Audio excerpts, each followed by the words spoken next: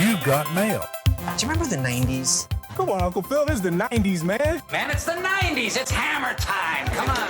It's the 90s, remember? Microchips, microwaves, faxes, airphones. Ma, it's the 90s. You can call it what it is. Yada, yada, yada. I can be anything I want to be. It's the 90s. What, are you nuts? This is the 90s. We're gonna sue you. Wake up and smell the 90s. Flashbulbs flashing, Otto Bolden away well. So is Frank Fredericks, and here comes Michael Johnson. They're approaching the top of the straightaway. Michael Johnson reaching deep. He has the lead, but Fredericks is still there, and so is Otto Bolden. But Michael Johnson has dead aim on the finish. Michael Johnson running for the road and into Olympic history. A new world record. He set a world record. He destroys his old record. Can you think of what we're talking about today? Is it the Olympics? Yes. Jesus Christ. Yes, we're talking about the Olympics today. She was upset because I couldn't hear the clip. That was the problem. But I got it this time. Yes. Behind the scenes here. Yep. So today we're going to I don't know who Michael Johnson is, though. He's a sprinter. I'm going to find out about that. You are. You're not going to find out for a little bit because that was from the 1996 Olympics, and we're going to go chronologically. So we'll get there. Okay. But Can't wait for weird mascots or something. You know, what? Like bizarre, well, bizarre there mascots. are weird mascots for the Olympics, that's for sure.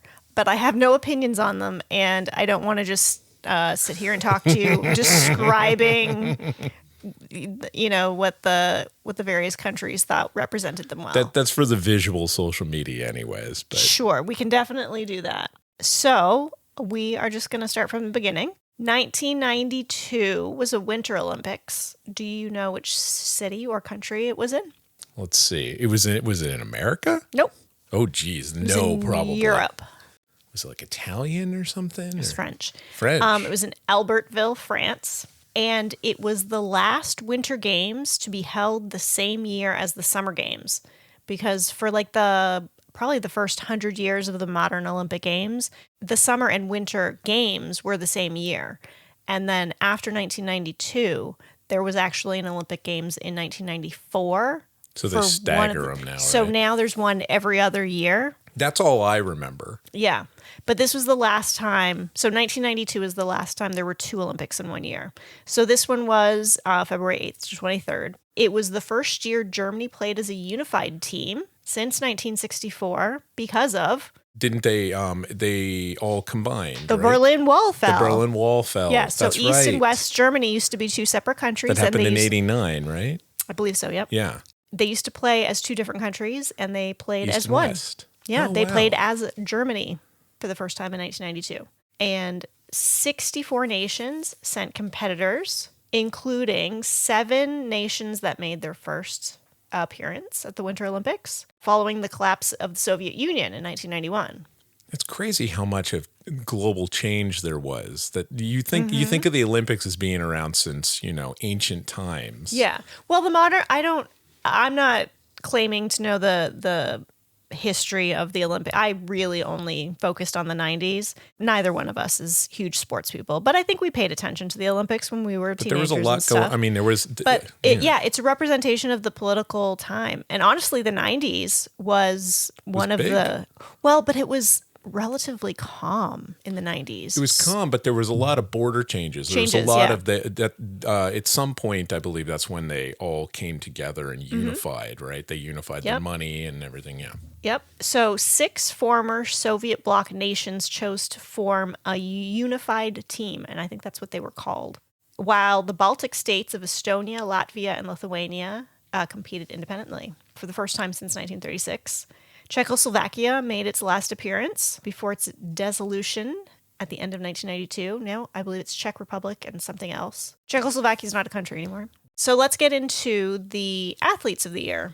Okay. Do you remember Christy Yamaguchi? I do. That is definitely a name. What do you know about her? Wasn't she figure skating? Yep. Yeah. Yep. She won. I think that might be the extent. That is about all I know Big about smile, her. She's shiny outfits. Yep. She spins. They all spin. They all spin. Some better than others, and she spun the best. She spun the best that year. She did win a gold. Here, those will be tough marks to beat. 2.58, 7.59's first place marks, and the United States is 1, 2, and 3 with Yamaguchi, Kerrigan, and Harding.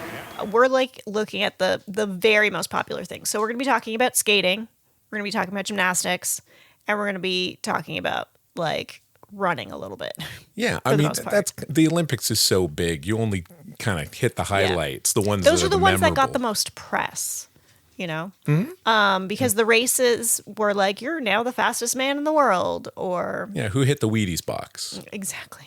We are, however, going to talk about some Canadians that you don't have any idea about. Okay, and these are ones that I recognize. So yeah, I did look through. And why would you specifically be interested in Canadian athletes? And I lived there the entire time of the 90s. Every listener's a first listener. Sure, maybe, yeah. So yeah, 1992 wasn't like hugely notable, but the Canadian hockey team won silver, U.S. 4th place. So Canadians were superior at hockey. It's a hockey, soccer. We're not so great, you know. Yep. So 1992, summer. Do you remember which country or city? You know what? I can guess all day long. Okay, can you at least tell me when it's in America? Because I feel like it's the only way I'm going to have a chance. There's only one in America in the 90s, but because I'm a gross American. This I one don't is care Europe. about my land. This one is Europe again. Is Europe? France? No, France was previous. France was winter. Yeah. Okay, so you do have a passing fancy of this. Is this Tokyo? Tokyo's not in Europe. That is correct. That is correct. Tokyo was also really recent, wasn't it? Like 10 years ago. Well, I believe they repeat. I believe but they've not gone that. there twice. Not like maybe every generation, but not within like 20 years of each other. But let's spare the audience. Barcelona. Barcelona. Okay. Barcelona. When you say it, it makes sense. Totally. Yeah. It's just So the 1992 Summer Games were the first Summer Games since the end of the Cold War. And the first one unaffected by boycotts since the 1972 Summer Games. So boycotts are also a big part of the Olympics and who's hosting it and which countries, support the regime of that countries. I wonder if anybody's going to boycott us next year. They will. Next year? Yeah, no doubt.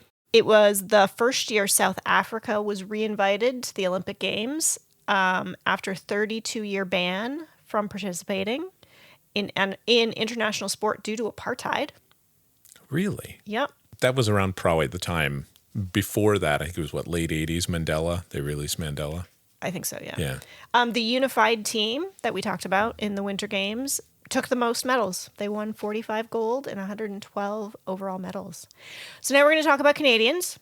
Okay. The most famous in the Summer Olympics was Silken Laumann. She did boat stuff. Why don't I have it here? Silken is her name, yeah. Silken, yeah. Mm-hmm. Boat stuff. Okay. Yeah. Is that the medal for boat I think, stuff? What rowing. did she win? Rowing, okay. Yeah, so she was an odds-on favorite to capture a gold medal, but her boat was involved in a collision with a German boat. Right before the Olympics in 1992, I was broadsided by a men's pair in Essen, Germany. Incredibly bad timing. I mean, I was in the best shape of my life. I was the world champion, peak of my career, which was hopefully winning a gold medal at the 92 Olympics, which had been my dream for a long, long time. And then there I was in a hospital bed. And even though she had injuries where you could see the bone, she did well. She got a bronze. Yep. She got a bronze medal and was named Canadian of the Year by the Canadian Club in recognition. Do you remember a ticker tape parade at all? I don't. Mostly I just remember the name. It's a really distinctive name. Yeah, and sure. she was pretty famous in Canada. So in basketball, do you remember? So for the most part, the Olympics are supposed to be for amateur athletes, right? Yes. Yes. Not in 1992. Not when it comes to not when it comes to the dream team. Well, thank you. You remembered that name.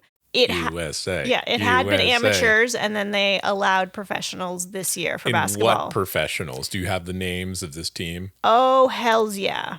Michael Jordan, Magic Johnson, Larry Bird, Scottie Pippen, Karl Malone, Patrick Ewing, Charles Barkley. It's a murderer's row of the greatest Yeah, basketball players of all time. Very clearly dominated, and they very easily won the gold medal. I do remember that. Honestly, Michael Jordan could have come in and probably taken all of them. No kidding. The U.S. has defeated Croatia 117 to 85, and they have won the gold here in Barcelona. Yeah, it's a little bit ridiculous. This is 92, you said? 92 summer, yeah. 92 Jordan. Yeah, 34 years ago. Do you remember the name Jackie Joyner-Kersee? I do. Yep, she's a long jumper and heptathlon, and she won gold in heptathlon and bronze in long jump. I see that big smile. What happened in that race? I got out very well, and I think I was just traveling so fast, and I couldn't keep up with my legs. Hey, it's a victory. It may not have been a Mona Lisa, but it's a win. Congratulations. Thanks. Do you recognize the name Shannon Miller? I don't. She's a gymnast. She was the 1992 all-around silver, balance beam silver, team, so the American team, won bronze, uneven bars, bronze, floor exercise, bronze. I believe Shannon Miller is the most decorated American gymnast. Wow. Still. And she this was her first Olympics, but she did participate in several. I don't think at this point I was gymnasts nowadays. I think it's like up there as one of the primetime events. I think it was then too. It probably was, but to me as a 1992 young man, right? I was a 14-year-old girl, so now, I was watching figure skating. Yeah. Obviously, a young pubescent boy is excited about that. I mean, the leotards didn't do it for you. The music. The fantastic music. So the 1992 team that won the bronze included Shannon Miller, Dominic Dawes, Carrie Strug. Those are two that show up later as well. Kim Zmeskal, Betty Okino, and Wendy Bruce. Here's another thing. Let's see if this reminds you of something. Dan can throw a 16-pound shot put 53 feet 3 inches. Dave can hurl a javelin 236 feet. This summer, they'll battle it out in Barcelona for the title of world's greatest athlete. Does this remind you of anything? No. Really? Not really. I'm sorry. So this was a big push by Reebok, and it started off as a Super Bowl ad, so in January. That I remember. Okay. And it was Dan and Dave. Yeah. And so it was Dan O'Brien and Dave Johnson, possibly the most generic names I've ever heard. They were supposed to be the big up-and-coming athletes for the Olympics. However, Dan didn't qualify. We were planning to be on Johnny Carson. We were planning to be hosting Saturday Night Live. All those commercials they'd already made. They'd made 10 or 15 commercials that were going to play during the Olympic Games with Dan and Dave there. So it put a little wrench into the whole thing because Reebok spent a lot of money on this. Yeah. Reebok, the creator of those Dan and Dave commercials, says that its huge ad campaign isn't dead yet. It just needs a slight readjustment. Now that I've got some free time, I'm helping Dave train. Faster, Dave! Push it! Hey, you should be happy. You're going to represent your country. You're going for the gold. Yeah, I guess. I just wish you were going, Dan. All right. We're on to 1994 winter. Okay. Is this Atlanta? Why would I say Atlanta winter? No. Oh, my Lord. Europe again? It's Europe again. I wish I was educating you. But that's what we're supposed to do. I am the audience for this one. I really do need an education in this. So, Lillehammer, Norway. Was never happening. Yeah, probably not.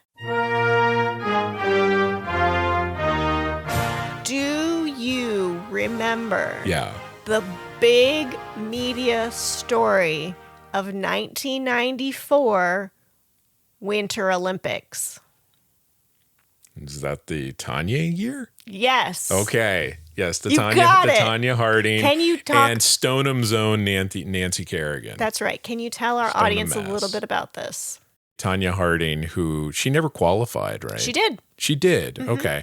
She was the competition as a skater for Nancy Kerrigan. Yeah. And Nancy Kerrigan was the favorite. And so they decided to hire somebody to club her shin, Nancy Kerrigan's shin, to cripple her so that she could not. Yep.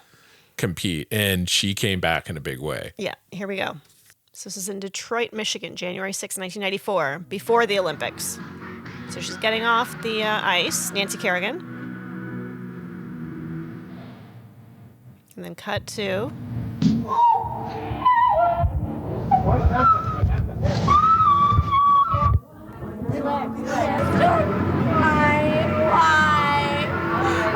Yeah, it's not fun to listen to that. I remember that. It's difficult. Yeah. So it's Nancy Kerrigan sort of off the ice in like a hallway, and she's been clubbed, and that why was very played over and over again in the media. Yeah, and yeah, you're basically listening and watching someone's dreams just melt away. Yeah. Except they didn't. They didn't. No. She did not win gold. No, she got silver. She got silver. Yeah. Do you remember who won gold? Probably not. It's not. Oksana Bayul. Oksana Bayul. I was going to say Yamaguchi Ukraine. Again, but no. So she won the silver medal, even though the attack was only 7 weeks before the Olympics. Tonya Harding, that we know from the film with Margot Robbie, I, Tonya, did not win it. She did make it to the Olympics, and she did perform, but which is crazy. It is crazy, but here. But at the time, I don't think anyone made the connection, did they? Or there wasn't. I'm not sure the timeline of how it played out, but here's something interesting. So this is Tonya Harding doing her free skate. In a situation like this, I'm sure her heart rate's up over 180. She's going to have to calm down. And I think she's just made a mistake. 3 huge jumping passes. So she's having an issue with her skate, and she stops her performance. She's crying, and she goes to the judges, and then she like kicks up her foot onto the thing and is like, look at my laces. It's basically a meltdown. Yeah, she's fully having a meltdown. A fully deserved meltdown. Yeah. Oh my God, my laces. I know. It dominated at least the American coverage of the entire Olympics. It was drama. The whole thing was drama. When you really go into it, just the personalities involved and all of the shenanigans. I mean, it's like a Coen Brothers movie or something. Totally. But because of this, Nancy Kerrigan became sort of a media celebrity. What did she do after the Olympics? Did she go to Disney World? She did. I remember her going to Disney World, and that's the cliche. Yes. I'm going to Disney World. But this is actually not a clip that I have here, but there is one where she's literally on like a float with Mickey. During a parade, Kerrigan complained to Mickey Mouse, "It's so corny, so dumb. I hate it. The most corny thing I've ever done." And people really got on her for that because she was America's sweetheart kind of thing. But then also, here is one that I do have. So this is her reacting to Oksana Bayul being late to the medal ceremony. Kerrigan and Shen Lu thought they were waiting for Oksana Bayul to be made up.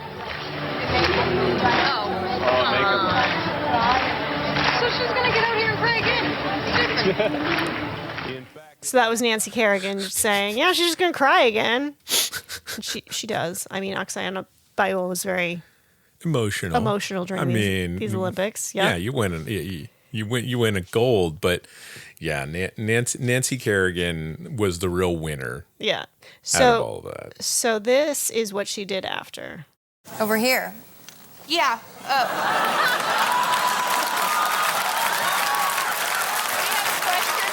This is Melanie Tutzel as Tonya Harding. Hosting the show next week?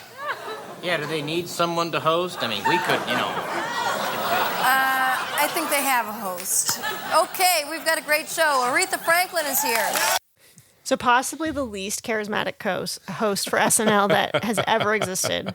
Yeah, no. I remember I actually watched that. It was pretty cringy. I did too. I mean, she's a skater. Yeah, she's no actor. So she did ads. I have a clip for Campbell's Soup that she did. She also get that money. She also appeared on Boy Meets World. Wait a minute, you're I'm your inner skater. I'm here to help you. But how? You like Valerie, don't you? Oh, yeah. Then I'll teach you how to skate right into her heart. And then in all of this, do you remember Surya Bonali? No. I thought she was fascinating. She's a French figure skater, and she is the first figure skater to perform a backflip at the Olympics. It is illegal. Nice. 1 foot landing on the backflip. Truly amazing. She hadn't done very well in her performance. So she was like, screw it. Yeah. It's the only person in the world I've seen land a backflip on 1 foot. I do a backflip, and it hurts to land on both feet. I don't know how she did this. This is just amazing. One of the complaints from the judges that makes this jump illegal is to say, well, you can't land it on 1 foot. Well, Surya Bonali just showed that you can. So she does a fucking backflip and lands on 1 foot. Is it still illegal? Oh, yeah. Huh. It's never been legal. It's too dangerous. I see. Yeah. So But she she's can like, do I'm it. going to lose anyways. Yeah. I might as well go out in style. Seriously. And she did. That's awesome. She did. And we're still talking about her on a podcast in 2026. Exactly. Surya Bonali. This does make me just want to go back and just watch Olympic clips now. Right? I can did. See, I can see why was cool. you're jazzed for this, because talking about it is fun and like learning about it. Yeah. And I mean, I haven't paid attention to the Olympics in years and years and years. The 90s would have been the time that I paid the most attention to it. Mostly because I didn't have a job. Yeah. Didn't have that much of a life. I might get a little better at the top of Like the later 90s. in the... Like later, Okay. yeah. We'll see. We'll see. We'll see. Have you ever heard of Elvis Stoico? Man, Elvis Stoico. Yes. Gimme. Canadian fam. You'll know him. He was a darling. He was a male figure skater, and he won silver in 94 and 98. He's a delight. Does he have a shtick or anything? No, he's just adorable. Yeah. Yeah. I mean, he was named after Elvis Yeah. Presley, the famous Okay, Elvis. for me, that makes me think like that's a staged name, and he has some like a bouffant or wears like a giant parents named him spangled span. I mean, he was an ice skater, so obviously, so yeah, there yes, was of course he spangles. did. Yeah, of there were course he did. spangles, but he was probably the most noteworthy Canadian athlete of those Olympics, the Lillehammer. And Canada won silver in hockey. Only silver. Who do you know who they lost to? Not the U.S. Probably Russia. Because I would have written that down. We don't care. Canada won silver. And America won nothing. That's right. As it should be. We Yep. don't respect hockey. Nope. All right. On to 1996. Summer. America. Summer 1980. Atlanta. Atlanta. What happened in Atlanta? The bombing. Yes. As hundreds celebrated the 96 Olympics at Atlanta's Centennial Park, a powerful pipe bomb exploded. A woman was killed and more than 100 injured in the blast that stunned the nation and the world. Do you know any specifics of the bombing of the 19... All I know is the whole thing with, is it Robert Jewell or Jewell? Richard Jewell. Richard Jewell, who was accused of it, but later exonerated. Well, because he was a security guard, and he was the one who noticed the thing, and so he started clearing people away from it. And so he was the suspect because he knew about it. Yeah, when he was just actually doing his job. He was doing his job, and he did a great job. He is a peculiar gentleman if you look into him, though. That's the problem. And there is a movie. Yeah. People will never forget my name. People will be 90 years old that were at the Olympic Games and go, do you remember when that bomb went off, that Jewel fella that they accused of that? Do you remember that? And people will be going, yeah, I remember that. Can you believe all that? It will never end, sir. But only one person was killed. 111 were hurt. Yeah. So, I mean, he actually did a really good job. The actual bomber was a man named Eric Robert Rudolph, who was caught in 2003.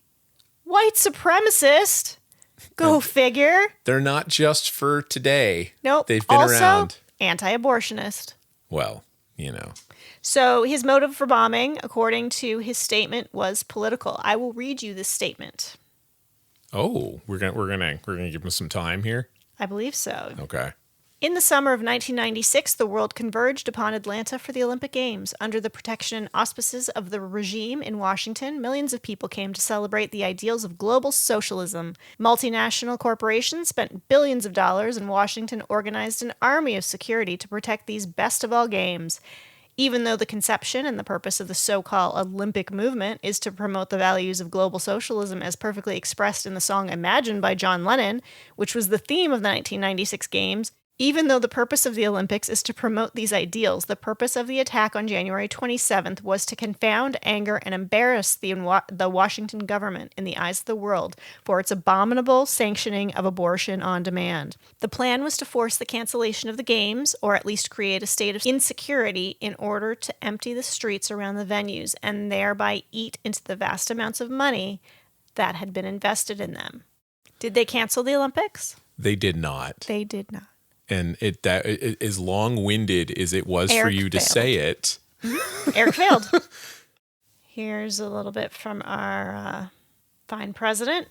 The bombing at Centennial Olympic Park this morning was an evil act of terror. It was aimed at the innocent people who were participating in the Olympic Games and in the spirit of the Olympics. An act of cowardice that stands in sharp contrast to the courage of the Olympic athletes. So obviously that was Bill Clinton condemning. So since the games did go on and this man failed at his shenanigans, what were the highlights, some of the highlights of the 96 Olympics?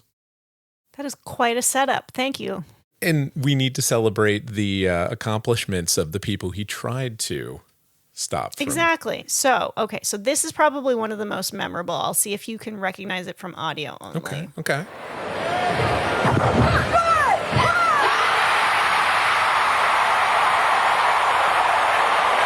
Strug is hurt. She is hurt badly.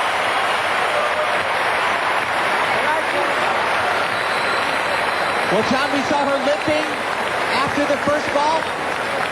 She has either twisted her ankle or something worse. She hurt herself on the first vault. Probably the last thing she should have done was vault again, but she did, and now she is in a lot of pain. You know, I do remember, I don't remember her name. Carrie Strug. Okay, yeah. But So- doesn't she come back? Or Yeah, I think she did. She was there for a couple of years, but this is the moment that probably she's most known for. It was a vault. It was a second vault that needed to get a certain score in order to clinch the gold for the team, for the American gymnastic team. And she had injured her ankle on the first vault, but she did the second vault anyway, and she did it nearly perfect, and she helped to clinch the. Yeah, no, I remember that. I remember just because they have that. As soon as she lands, she's on one foot, and then she's hopping off, and then crawling off, and then her coach carries her off. Now, of course, where there's something memorable, there's SNL. For many of us who watched, the greatest moment of the Summer Olympics was the winning of the gold medal by the U.S. women's gymnastic team. Here with me now are Carrie Strug and her brother Kippy. So it's actually Carrie Strug, and then it's Chris Kattan as her made-up brother. Thanks for having us on the show, Norm. Yeah, thanks.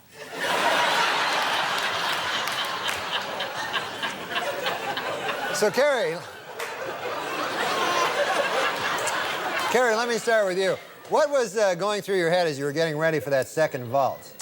Well, I was really nervous, but at the same time, I knew that I had to stay focused. And I knew that if I stayed focused, we might have a good chance of winning. Now, Kippy, you were there that night. Now, what was going on through your mind? Well, first, I was really excited, but then she hurt her ankle, and I got really nervous on top of being excited. But I was just hoping she can keep her focus, so I said a little prayer. So that year, the gymnasts were called the Magnificent Seven. So it was Carrie Strug, Shannon Miller, who we met in 1992, Dominique Dawes, who we met in 1992, also Dominique Mosiano, who was very, very young. I believe she's 14, J.C. Phelps, Amanda Board, and Amy Chow. So those were the seven. They won gold for the U.S., and they also won balance beam gold, I guess, team.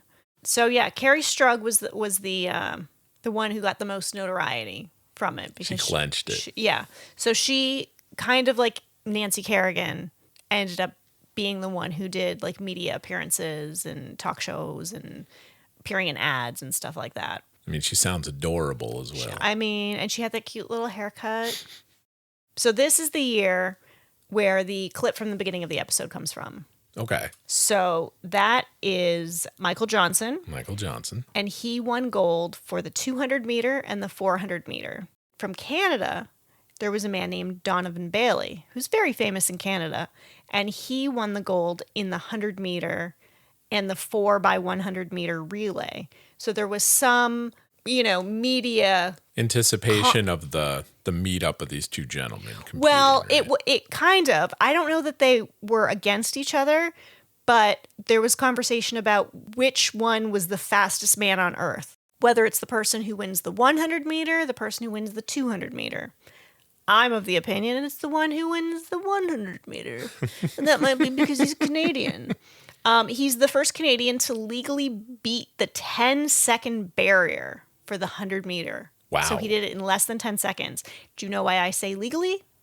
Because there's a lot of doping going on? Yes, specifically by an athlete named Ben Johnson. That is also very famous in Canada. Not for good reasons. Oh, really? Okay, so not all the Canadians are untarnished. Nope, but I believe Donovan Bailey, has his medals. And hey, it's a short clip. They're very fast. I will play it. Okay. This time they do get away. Now it's Donovan Bailey trying to pick up runners. Donovan Bailey is putting on a surge. Adam Bolden in the lead. Here comes Bailey. He's got it. 9.84, a world record for Donovan Bailey and a gold medal. Probably the fastest gold medal that's ever been won. It is crazy to think that you work your entire life to get up to 9.84 seconds. Yeah, for 9.84. That's right. That's a lot of pressure. Yeah. I mean, more pressure than like a balance beam. God, I can't. You see these people and you don't even know how they don't just rip their bodies apart. They do. I think most of them are damaged by the time they're 30. But so he's the most noteworthy Canadian for this year. Okay. Andre Agassi, do you know who that is? Yes, the tennis player. Yeah, he won men's single. He won the gold for that. It feels it's not that interesting. Yeah, but he's relatively famous still. Great hair. He had that mullet. Yeah. And then he cut his hair, and it was so much better. Also married to Brooke Shields. I was about to say the Brooke Fun Shields fact. thing. Yeah, not married. Not during the Olympics though. There was like a whole thing that it was a surprise at the opening ceremonies for this year that Muhammad Ali lit the Olympic flame. He didn't make a lot of public appearances because of his illness. So. Yeah, he was when you see the clip, you see him very like shaky. And, yeah. But it was nice to see. All right, we are on to 1998. 98. So this is now the winter. Okay. Japan. Oh, Japan. Okay. Nagano. Okay. Nagano, Japan. So Surya Bondley was also in this Olympics. I don't believe she won, but she's extraordinary. Michelle Kwan. Mm-hmm. She's very famous. She's the American figure skater. She won silver. In men's hockey, neither Canada nor the U.S. placed. However, the U.S. got gold for women's hockey, and Canada got silver for women's hockey. Man. The first year that women's hockey had been added. So they were on fire. They were on fire. Also, snowboarding and curling were added that year. Oh, curling has only been around since 98. Since 98. Wow. Yeah, less than 30 years. That originated from Canada? Is that a Canadian sport? I don't know. I haven't really looked that up. I should. Maybe. You're yes. a young country, so if it's a recently added sport. Right, but I mean... Normally it takes a while for them to be indoctrinated. Yeah. Unless they're, extreme sports like snowboarding. I'm honestly surprised that snowboarding is this early. I would have guessed it would have been like 2010s or something. Yeah. But no, 1998. Who is our favorite participant of the reality show Traitors that was in the Olympics? Oh, Johnny. No. Johnny Weir? No, he did not participate in the Olympics until after 2000. Oh, really? Okay. Who's his little friend? Oh, geez. The little blonde. Tara Lipinski. Tara Lipinski, yes. Yep. Thank you for the assist. Yes, no problem. Tara Lipinski won gold for figure skating singles, and at 15, 15 years old, became the youngest to win gold at this Olympics and the youngest woman to win as a figure skater ever. Wow. 15. So they're close on the same age. I think Johnny Weir is like 2 years younger than her. That's got to be like the minimum requirement, right? I don't know that there is. I think you just have to get to a certain level. I think that there's the odd athlete that's 13 or 14. Wow. Not figure skating, but like, yeah, these kids, actual kids, start really, really, really young. But men, like everything else, have longer careers. Of course, yes. So he was performing well into the 2000 teens, and I think she gave it up a lot earlier. But they were on traders. Where do you go from there?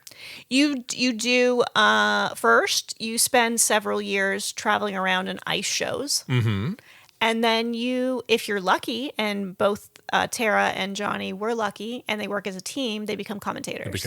Or hosts. Yep. Yeah. And that's the case for a lot of these athletes. That's if they have personality. And these two do.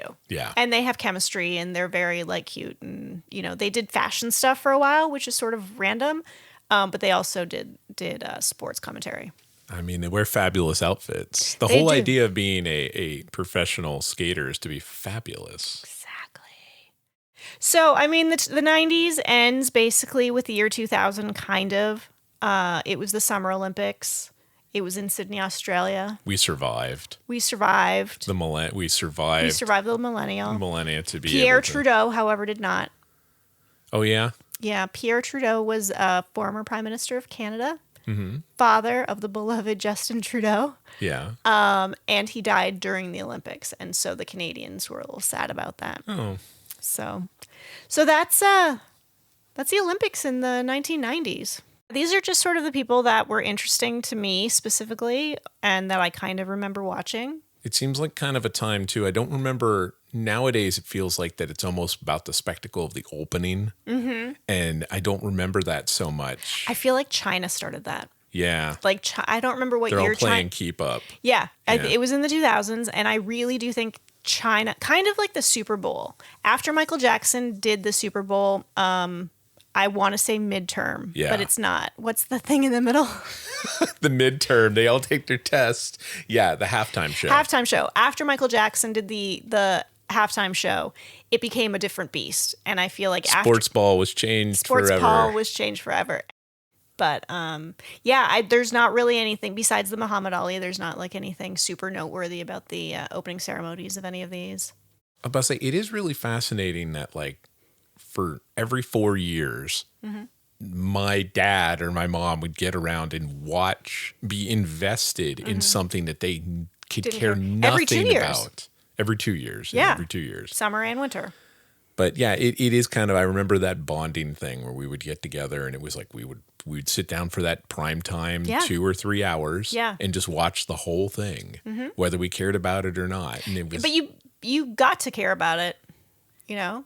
Yeah, I mean, it's the idea. Basically, it's kind of rooting for your team too. Your country. Yeah, and you got to see sometimes some. I mean, you got to see some amazing athleticism, as you talked about. That's really the thing. It's that superhuman ability that you see of these people, and they dedicate their lives, even if it's only 9 seconds at a time. 9.84.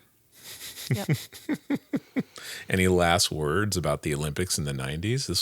There's great clips. The thing is because it's sports, you can listen to the commentators like John Tesh explain what's going on, or you just watch it and marvel at it. So our social media clips for this should be fun. Well, you did your best John Tesh today for the audience and narrated some of these clips for he was one of them. He was the one who described the Tanya Harding clip. But I'm saying you're up there with him. Thank you. When you were narrating, I was sensing John Tesh was in the room. Awesome. He might be. We don't open all the doors every day.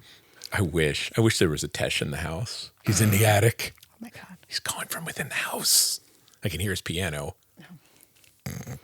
Yes. Anyway, this has been Dave and Cheryl and the 90s. got a favorite 90s moment or topic you want us to dive into? We'd love to hear about it. If you think we got everything wrong, we'd love to hear about that too. Drop us an email at andthe90spod@gmail.com, link in the episode description, and you can be damn sure that we'll read your comments on the show. Also, if you're digging the show, please rate, comment, subscribe, and tell everyone you know to check us out. It really does make a difference. Until next time, remember, we're nostalgia for the olds and education for the youths. We'll read your comments on the show. Also, if you're digging the show, please rate, comment, subscribe, and tell everyone you know to check us out. It really does make a difference. Till next time, remember, we're nostalgia for the olds and education for the youths.